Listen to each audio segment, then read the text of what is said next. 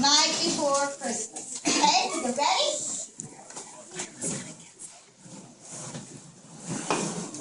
Look at this Belsnickle. Now he doesn't look like the guy that was a Belsnickle today, but it doesn't matter.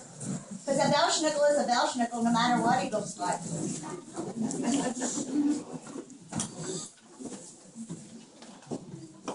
This is what it says. It was the night before Christmas and all over the farm. Nothing was struggling. No cause for alarm. The socks were all hung by the chimney just so. With the hopes that they got filled up from ankle to toe. The nix-nutzes were snoozing without any sound, and their heads clear toy candy's been dancing around. And Mom and me, well, be out in the light, crawled under the covers, and snuggled up tight.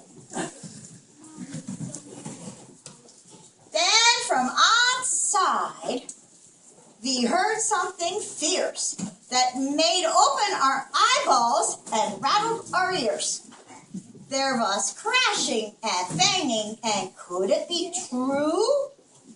Did our ears deceive us, or was that a move? Then off to the window we ran in the dark, kicked the dog accidental. He started to bark. Then we looked through the window coming in through the gate. It wasn't one moor. We saw it was 8. 8 moors. Now, what do you think a moor is? Okay, cow. What? A moo cow. A moo cow, yeah. 4 cows and 4 steers. They were harnessed together somehow and were dragging behind them an old-fashioned plow. And there, just behind it, as sour as a pickle, was a fella we knew had to be what? Belsnickle, yeah. He wiggled that plow to keep going on course. I think he'd done it better if he'd had a horse. It was a little hard, I guess. Look at that. All those cows. Okay, here we go. So stop it. And slow these 8 dummers did run, and he growled, and he grumbled, and he yelled at each one.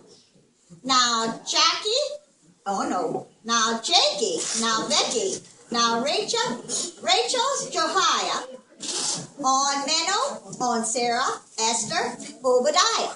And watch where you're going. There's nothing on wiser than stamping your hoofs through stray fertilizer.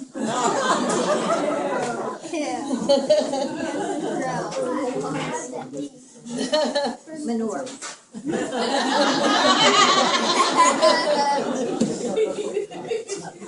They got through the barnyard without any hitch, and the Belsnickle grumbled and raised a big switch. Oh, climb up on that roof now, you make it snappy. You don't want to make me no more unhappy.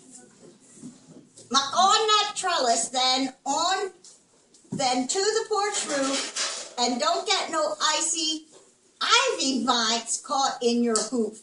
I get awful grouchy if you make me fall. So clamber up all. Now look, they're going up to that top of that roof. Now this is a mess. Like the chickens all look, then to fly they are trying, or mess kids are making, then shoes they are tying. So clumsy they climbed up an inch with each moo, but somehow they made it, and it wonders me too. And then in a twinkle we heard on the roof each cow that was rustling round stamping its hoof. The cracks of the roof timbers filled all our ears, 'cause it just wasn't built for 4 cows and 4 steers. By now all the kitties had run to our room, frightened by all those cracks and those booms. To tell them what happened, I was going to begin, then jumping, gee, hooey, the ceiling fell in. Down came the Belsnickle plump in our bed, a few shingles making down right on his head. And then we looked up through the hole in the ceiling. It was just a little bit worried we were feeling. For there overhead was that 8 head of cattle, still stomping so hard that it made the walls rattle. We felt as if we'd all been cursed and verhexed, and then cows would fall down in our bedroom next. But they on the roof stayed, and I wiped away sweat, then looked at the scary old Belsnickle yet.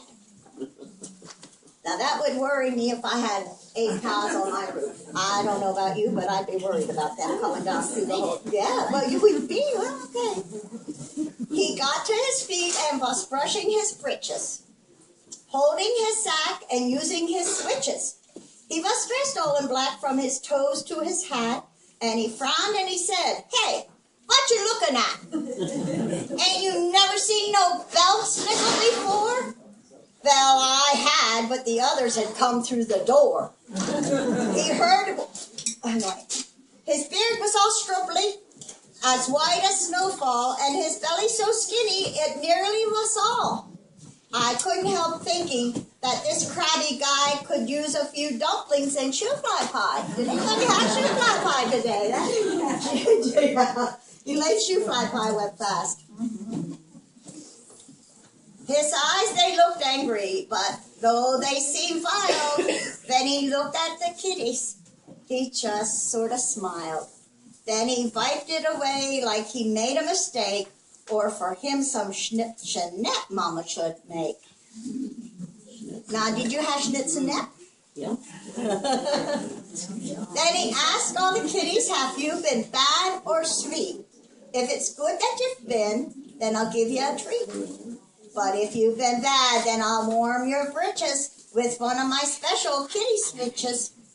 They said they'd been good and were telling the truth. Still he glowered at Amos, he grimaced at Ruth, he frowned down at Abner, who just kind of grinned, and the Belsnickle leaned down and tickled his chin. "Ah, crabby I might seem, but don't you forget, I ain't never had to spank one kitty yet. It just must be something around in this air makes kitties act better this time of year." So his switches he dropped, and he opened his sack, and he handed out oranges, yo-yos, and chacks, a dolly for Ruth and a wood horse for Amos. We laughed as we watched him. Who could blame us? And finally he gave to Abner a teddy. With that final gift to leave, he was ready. But he said as he crawled over shingles and sticks, "I'll send over Stoffels, and your broke roof he'll fix." Then he chopped the hole through up to his waiting plow, and he yelled at his livestock, "Get going, and now, down to the ground, and without no complaint, until we get done, and the houses all ain't." He had a lot of houses to go to. That's it. That was our best.